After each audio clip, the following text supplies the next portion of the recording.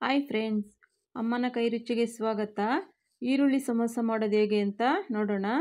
ಸಂಜೆ tea coffee ಜೊತೆ ತಿನ್ನೋದಕ್ಕೆ ತುಂಬಾ ರುಚಿಯಾಗಿರುತ್ತೆ. ನಾವು ಹೊರಗಡೆ ತರೋದಕ್ಕಿಂತ ಮನೆಯಲ್ಲೇ ತುಂಬ ಟೇಸ್ಟಿಯಾಗಿ ಮಾಡ್ಕೊಳ್ಬೋದು. ಈ ಚಳಿಗಾಲಕ್ಕಂತೂ ಈ ಥರ ಸಮೋಸ ಎಲ್ಲ ತುಂಬ ರುಚಿ ಕೊಡುತ್ತೆ. ಈಗ ಹೇಗೆ ಮಾಡೋದು ಅಂತ ನೋಡೋಣ.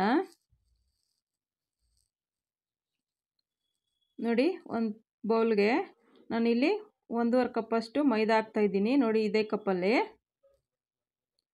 ಸ್ವಲ್ಪ ರುಚಿಗೆ ಉಪ್ಪು, 2 ಸ್ಪೂನಷ್ಟು ಎಣ್ಣೆ ಹಾಕ್ತಾಯಿದ್ದೀನಿ. ನೋಡಿ, ನೀರು ಹಾಕೋದಕ್ಕೆ ಮುಂಚೆನೇ ಚೆನ್ನಾಗಿ ಮಿಕ್ಸ್ ಮಾಡ್ಕೊಳ್ಬೇಕು. ಹಿಟ್ಟು ತುಂಬ ತೆಳು ಕಲಿಸ್ಕೊಳ್ಬಾರ್ದು, ಸ್ವಲ್ಪ ಗಟ್ಟಿನೇ ಇರಬೇಕು. ನಾವು ಚಪಾತಿ ಹಿಟ್ಟು ಅದಕ್ಕೆ ಕಲಿಸ್ಕೊಳ್ಬೇಕು. ನೋಡಿ, ಈಗ ಸ್ವಲ್ಪ ನೀರು ಹಾಕ್ಕೊಂಡು ನೋಡಿಕೊಂಡು ಸ್ವಲ್ಪನೇ ನೀರು ಹಾಕ್ಕೊಳ್ಬೇಕು, ತೆಳುವಾಗ್ಬಿಡುತ್ತೆ. ನೀಟಾಗಿ ಗಂಟಿಲ್ದಂಗೆ ಈ ಥರ ಕಲಿಸ್ಕೊಳ್ಬೇಕು. ನೋಡಿ, ಈ ಹದ ಬರಬೇಕು, ತುಂಬ ಚೆನ್ನಾಗಾಗುತ್ತೆ. ನೋಡಿ, ಆಗಿದೆ ಈಗ. ನೋಡಿ, ಈಗ ಇದಕ್ಕೆ ಮೇಲೆ ಒಂದು ಸ್ವಲ್ಪ ಎಣ್ಣೆ ಈ ಥರ ನೋಡಿ ಎಲ್ಲ ಈ ಥರ ಎಣ್ಣೆ ಸವರಿ ಸ್ವಲ್ಪ ಅರ್ಧ ಅವರು ತಟ್ಟೆ ಮುಚ್ಚಿ ಬಿಡಬೇಕು. ಚೆನ್ನಾಗಿ ನೆನೆಯುತ್ತೆ. ಅಷ್ಟೊತ್ತಿಗೆ ನೋಡಿ, ಆನಿಯನ್ಗೆ ಸ್ಟಪ್ಗೆ ನೋಡಿ ಈರುಳ್ಳಿ, ನಾನು ಇಲ್ಲಿ 1 ಕಪ್ಪಷ್ಟು ಈರುಳ್ಳಿ ತೊಗೊಂಡಿದ್ದೀನಿ. 1 ಹಸಿಮೆಣಸಿನ್ಕಾಯಿ, ಸ್ವಲ್ಪ ಕೊತ್ತಂಬರಿ ಸೊಪ್ಪು, ಸ್ವಲ್ಪ ಧನಿಯಾ ಪೌಡ್ರು, ಚಿಲ್ಲಿ ಪೌಡ್ರು ಅರ್ಧ ಸ್ಪೂನಷ್ಟಿದೆ, ಗರಂ ಮಸಾಲ ಸ್ವಲ್ಪ, ಅರಿಶಿನ 1 ಚಿಟಿಕೆಯಷ್ಟು, ಮತ್ತು ಇಂಗು,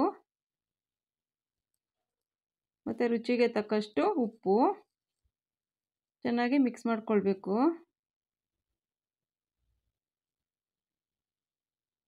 ಖಾರ ನೋಡಿ ಹಾಕ್ಕೊಳ್ಬೇಕು. ನಾನು ಹಸಿಮೆಣ್ಸಿನ್ಕಾಯಿ ಹಾಕಿರೋದ್ರಿಂದ ನೋಡಿ ಸ್ವಲ್ಪ ಹಾಕಿದ್ದೀನಿ. ನೋಡಿ, ಮಿಕ್ಸ್ ಆಗಿದೆ ಈಗ. ನೋಡಿ, ಹಿಟ್ಟು ನೆಂದಿದೆ. ಮತ್ತು ಈ ಥರ ಒಂದು ಸ್ವಲ್ಪ ನಾದ್ಕೊಳ್ಬೇಕು.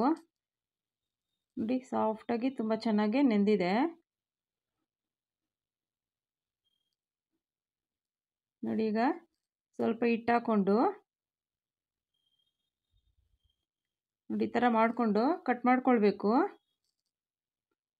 ಒಂದೇ ಶೇಪಲ್ಲಿ ಬರುತ್ತೆ.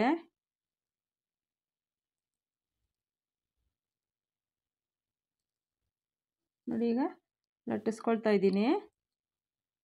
ಸ್ವಲ್ಪ ಹಿಟ್ಟು ಹಾಕ್ಕೊಂಡು, ಅದೇ ಮೈದಾ ಹಿಟ್ಟೆ, ತುಂಬ ತೆಳು ಲಟ್ಟಿಸ್ಕೊಳ್ಬೇಕು, ಮಂದ ಇರಬಾರ್ದು.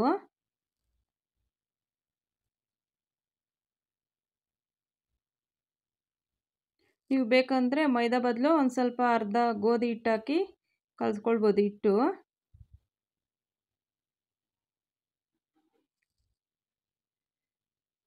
ತುಂಬ ತೆಳ್ಳಗೆ ಲಟ್ಟಿಸ್ಕೊಂಡ್ರೆ ಚೆನ್ನಾಗಿ ಬರುತ್ತೆ.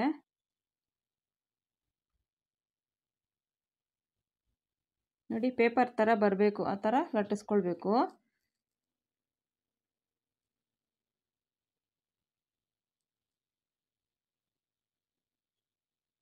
ನೋಡಿ, ಆಗಿದೆ ಈಗ.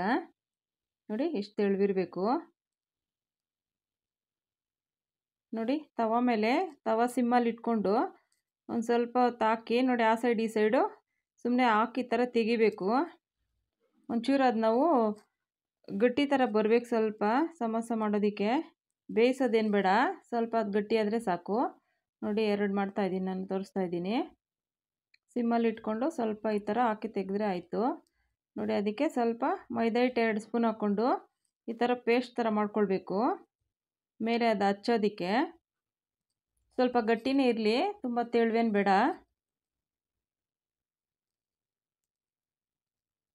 ಗಂಟಿಲ್ದಂಗೆ ನೀಟಾಗಿ ಕಲಿಸ್ಕೊಳ್ಬೇಕು. ನೋಡಿ, ಈ ಅದಕ್ಕೆ ಕಲಿಸ್ಕೊಂಡ್ರೆ ಇನ್ನೂ ಗಟ್ಟಿ ಕಲಿಸ್ಕೊಂಡ್ರೆ ನಡೆಯುತ್ತೆ. ನೋಡಿ, ನಾನೆಲ್ಲನೂ ಅದೇ ಥರನೇ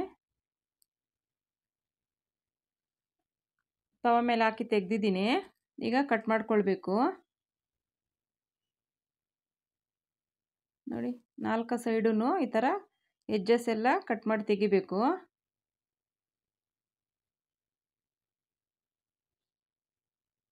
ನಾವು ಸಮೋಸ ಮಾಡೋದಕ್ಕೆ ಅದು ನೀಟಾಗಿ ಫಿನಿಶಿಂಗ್ ಚೆನ್ನಾಗಿ ಬರುತ್ತೆ.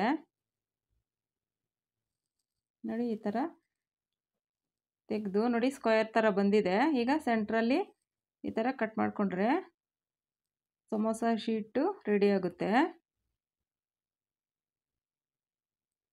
ಇದು ಬೇಕಂದ್ರೆ ಅಂಗಡಿಲೂ ರೆಡಿಮೇಡ್ ಸಿಗುತ್ತೆ. ನಾವು ಅಂಗಡೀಲಿ ತರೋದಕ್ಕಿಂತ ನೋಡಿ ಮನೆಯಲ್ಲೇ ಮಾಡಿಕೊಂಡ್ರೆ ಈಸಿಯಾಗೆ ಮಾಡ್ಕೊಳ್ಬೋದು, ಹೆಲ್ತ್ಗೂ ಚೆನ್ನಾಗಿರುತ್ತೆ. ನೋಡಿ ಈ ಥರ ಫೋಲ್ಡ್ ಮಾಡ್ಕೊಳ್ಳಿ.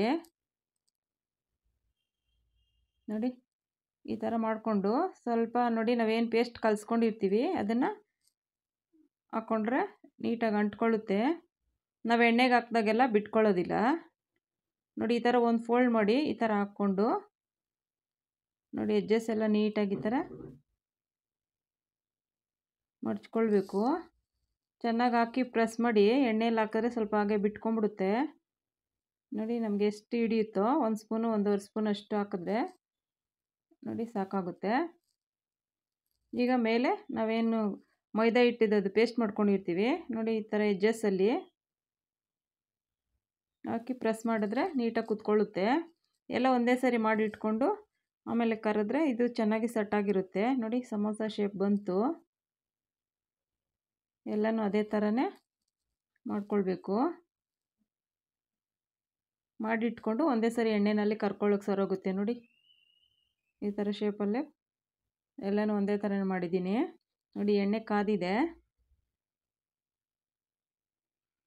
ಸ್ವಲ್ಪ ಲೋ ಫ್ಲೇಮಲ್ಲೇ ಇಟ್ಕೊಂಡು ಮಾಡಬೇಕು. ಒಳಗಡೆ ಎಲ್ಲ ಆಗಿರಲ್ಲ, ಮೇಲೆ ಬೇಗ ಕಪ್ಪಾಗ್ಬಿಡುತ್ತೆ.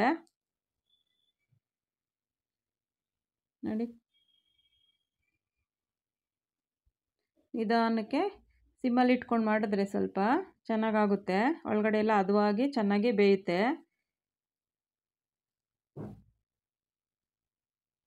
ಈಸಿಯಾಗೆ ಮಾಡ್ಕೊಳ್ಬೋದು. ಮನೇಲಿ ಮಕ್ಕಳಿಗೆಲ್ಲ ಇಷ್ಟಪಡ್ತಾರೆ. ಇವಾಗೆಲ್ಲ ಸ್ಕೂಲುಗಳೆಲ್ಲ ರಜೆ ಇರುತ್ತೆ. ಮನೇಲಿ ಏನಾದರೂ ತಿಂಡಿ ಬೇಕು ಅಂದಾಗ ಯಾವಾಗಲೂ ಬೇಕ್ರಿಗೆ ಹೋಗಬೇಕಾಗಿಲ್ಲ. ಈ ಥರ ಮನೆಯಲ್ಲೇ ಮಾಡಿಕೊಟ್ರೆ ಹೆಲ್ತ್ಗೂ ತುಂಬಾ ಒಳ್ಳೆಯದು. ಆಚೆ ಕಡೆ ಎಣ್ಣೆಗಳಲ್ಲಿ ಅದು ಯಾವ ಥರ ಎಣ್ಣೆಗಳಲ್ಲಿ ಕರೆದಿರ್ತಾರೋ ನೋಡಿ ಈ ಥರ ಗೋಲ್ಡನ್ ಕಲರ್ ಬರಬೇಕು. ಆಗಿದೆ ಈಗ. ಈಸಿಯಾಗೆ ಮಾಡ್ಕೊಳ್ಬೋದು. ರುಚಿನೂ ಅಷ್ಟೇ ಸೂಪರಾಗಿರುತ್ತೆ. ಒಮ್ಮೆ ಟ್ರೈ ಮಾಡಿ ನೋಡಿ, ಮಕ್ಕಳು ಇಷ್ಟಪಡ್ತಾರೆ. ನೋಡಿ ಸಂಜೆ ಟೀ ಕಾಫಿ ಜೊತೆ ಎಲ್ಲ ತುಂಬಾ ರುಚಿಯಾಗಿರುತ್ತೆ. Thank you friends.